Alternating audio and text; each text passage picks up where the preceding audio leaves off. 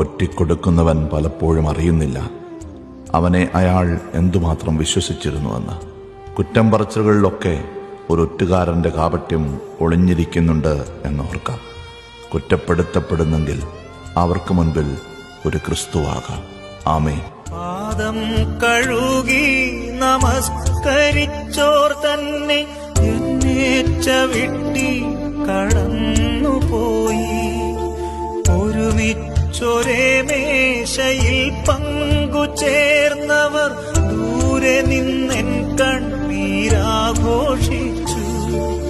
നന്ദിയാൽ ഒരുപാടു സ്തുതി പാടിയോർ തന്നെ നിന്ദനം കൊണ്ടെന്റെ മനം തകർത്തു. നന്മയവർക്കും ഞാൻ നേരും ദൈവമേ, നന്ദി ചൊല്ലുന്നെല്ലാമെല്ലാം.